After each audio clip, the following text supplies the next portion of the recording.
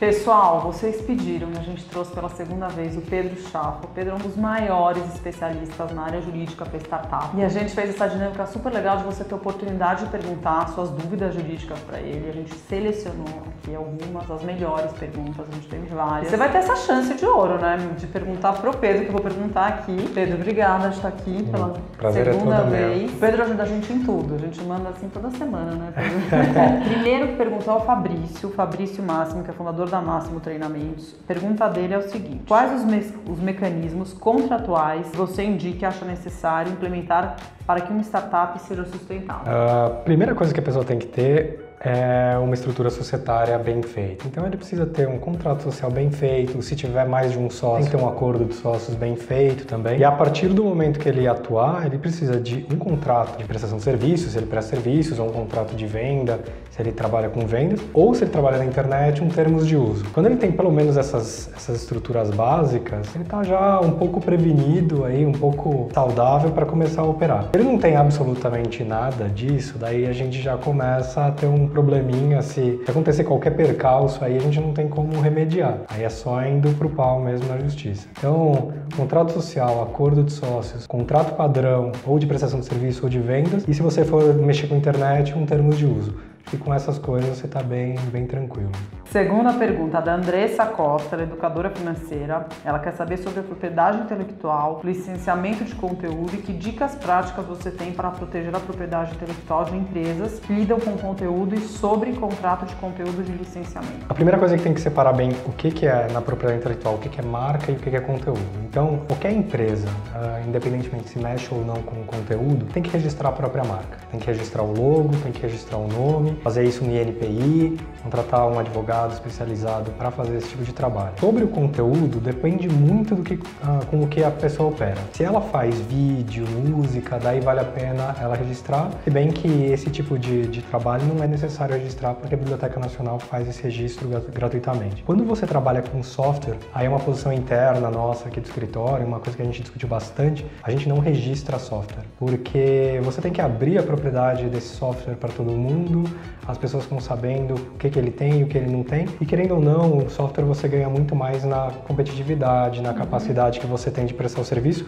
do que realmente, como uma grande empresa, de vender um software específico. Então, para startups que trabalham com o que a gente chama de SaaS, né, de Software Service, a gente não recomenda o registro. O que é importante, se você trabalha revendendo software de terceiro, licenciando software de terceiro, aí você precisa ter um contrato específico que permita com que você faça isso, tanto com os usuários finais, quanto com a pessoa que você está fazendo o licenciamento. A gente aqui tem alguns clientes que, por exemplo, compram softwares no exterior e revendem para clientes brasileiros. Você precisa ter os contratos de todas essas partes, tanto com o software estrangeiro quanto com os clientes no Brasil, para conseguir provar depois que você tinha aí a propriedade e o direito de revender aquele software. Mas qual que é o principal? Quando você mexe com propriedade intelectual, você tem que garantir, primeiro, que sua marca está protegida, que o software é seu, ou que as pessoas que trabalharam para você criando aquele software tinham um contrato específico. Se você contrata alguém para fazer um software para você, você é o dono daquele software e não a pessoa que fez.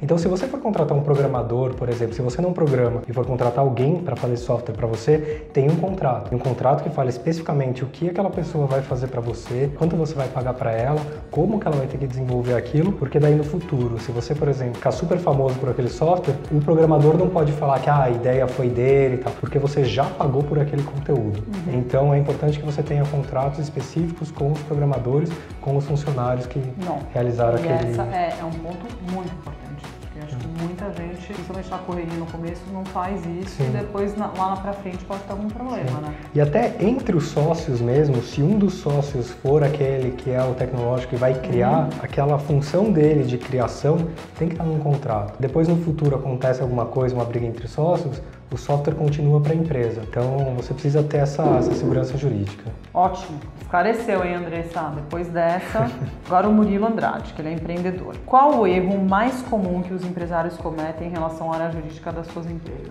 São dois. Um é o cara que faz de menos e o outro é o que faz de mais. O de menos é aquele cara que começa a empreender sem fazer um contrato social, sem fazer um acordo de sócios, sem saber qual que é a participação de cada um dos sócios, sem saber exatamente como é que vai ser vendido o produto, sem ter contrato com com os clientes. Então, a hora que ele cresce, ele não consegue se proteger se acontecer algum problema. Porque aí você tem o outro oposto também, que é o cara que gasta demais com o jurídico e impede que o negócio dele cresça. O jurídico é uma coisa que tem que ser um gasto muito bem pensado numa empresa. Se você está gastando demais do seu orçamento com o jurídico, está impedindo o crescimento da sua empresa, porque você está se preocupando muito mais em prevenir do que em crescer. O contrário também é verdade. Se você não gasta nada com o jurídico, você está crescendo demais e está construindo um passivo gigantesco. Então é muito difícil achar essa linha. Mas é por isso que é bom contratar um advogado para te acompanhar o tempo inteiro, ou pelo menos conversar com o advogado no começo, para saber exatamente o que é preciso para cada uma dos momentos da empresa. Aqui outro dia a gente fez um levantamento, a gente fez uma linha do tempo jurídico para as startups. E a gente percebeu que existe um pico de trabalho no começo, depois durante um bom tempo tem um vale que você quase não conversa com o advogado, não faz nada, e de repente quando você começa a dar certo, você começa a usar demais o advogado, tanto para contrato quanto a parte de brigas. Então é como se fosse um U, assim, o trabalho do advogado. Então não gaste muito nem gaste pouco. Faça o necessário, exatamente. Mas também não deixa de ver, porque depois lá pra frente vai ficar pior, né? Sim. A Pérola Aline, ela da agência 2B, escreveu o seguinte: que tipo de cláusula posso colocar em um contrato que me resguarda de um possível atraso de entrega de material por parte do cliente? Ela faz sites, alguns dos clientes demoram para enviar as informações que ela precisa para desenvolver e isso já deu muito problema para ela. Isso é uma coisa muito comum para quem trabalha com software, que é você se colocar prazos e aí você atrasa porque a outra parte não entrega as informações para você. Qualquer contrato básico de prestação de serviço desse tipo, você coloca uma previsão de que caso tenha um atraso da outra parte, ou o prestador pode tomar a decisão sozinho, então você coloca lá 5 dias úteis, por exemplo, não coloque em 5 dias úteis, é só um exemplo. Em 5 dias úteis ninguém me responder, eu tenho o direito de decidir o que vai ser feito naquele software. Ou você fala que para cada dia de atraso a partir de X dias, isso vai ser aumentado no futuro. Então você está resguardado tanto na questão de prazo que você perde, quanto de não pagamento pelo cliente. Assim, dentre esses dois, a gente prefere o primeiro modelo, porque o pagamento não vai atrasar. Porque normalmente você coloca pagamento na entrega e tal. Então se a outra parte começa a atrasar demais e você começa a jogar esse prazo para frente, você demora para receber também. Então a gente prefere colocar aí a possibilidade do próprio prestador decidir o caminho que ele vai tomar.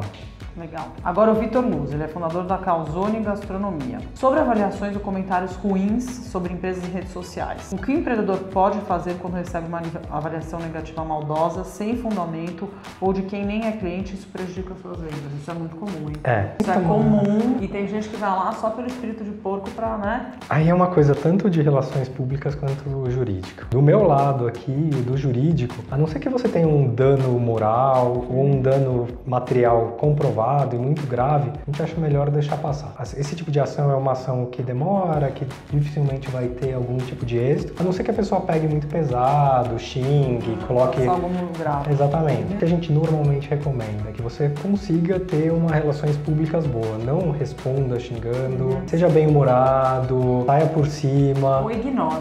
Ou ignora, mas assim, a pior coisa que você pode fazer é entrar numa discussão pública ou começar a processar todo mundo que xingou você uma vez na vida. É o que eu falo, quanto mais sucesso, mais você cresce, Pedro, mais crítica vai ter. Sim. Só não tem crítica quem não faz nada, quem não faz nada também vai ter que ser criticado. Então eu falo, é também um exercício a gente aprender a lidar com comentários negativos, é o que você falou, óbvio, desde que a pessoa também não pegue pesado, não faça. Eu até excluo, sabia? Quando eu vejo que é uma coisa tem fundamento nenhum, muito maldoso, eu acho que a gente tem que até excluir. E tem que pensar que do outro lado é uma pessoa anônima que você não conhece, não sabe quem é. A melhor coisa, deixa passar e continua seu trabalho. Exatamente. Foca no que você está fazendo, no seu sucesso, vai atrás. Pega o dinheiro que você gastou com advogado, investe em captação, em parte comercial e pronto. E vai pra frente, foca no bom. Exatamente. O Alan Heifert, aqui é empreendedor, e a dúvida dele é: minha startup vai receber um investimento estrangeiro China. Olha, hein? Dúvida boa essa aqui, hein? Problema bom. Qual a melhor forma de preparar minha empresa para receber esse investimento? Como deve estar estruturada para impactar o menos possível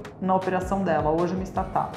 Primeiro tem que ver como é que esse investimento vai ser feito. Se ele vai vir o dinheiro de fora ou se vem de uma empresa que os estrangeiros vão abrir no Brasil. Mas de qualquer maneira, tem que perceber que você vai ter que abrir, agora vou começar a falar um juridiquês, mas você vai ter que ter uma sociedade anônima, dificilmente vão aceitar investimentos numa empresa, sociedade limitada, então você começa a ter um custo maior, tanto na parte jurídica quanto de burocracia. Você vai ter que ter um auxílio aí contábil e jurídico bem forte, porque você vai ter que toda a parte de contratos, de Banco Central, para trazer esse dinheiro. E provavelmente esse dinheiro ou vai entrar como um empréstimo, um mútuo conversível, ou como um investimento direto. Então assim, o que a gente faz normalmente aqui no escritório, ou você já prepara essa empresa antes, já transforma ela numa sociedade anônima, já cria toda a parte, a estrutura jurídica dela para o dinheiro vir diretamente, ou você cria uma empresa no exterior e essa empresa no exterior recebendo investimento manda para essa empresa brasileira. Então depende muito de como você, da onde vem exatamente esse dinheiro e como você pretende estruturar no futuro. Se você pretende expandir a empresa para fora do país, por exemplo, talvez valha a pena você abrir uma empresa no exterior e aí trabalhar com essa empresa. Exatamente. Se você tem uma empresa brasileira,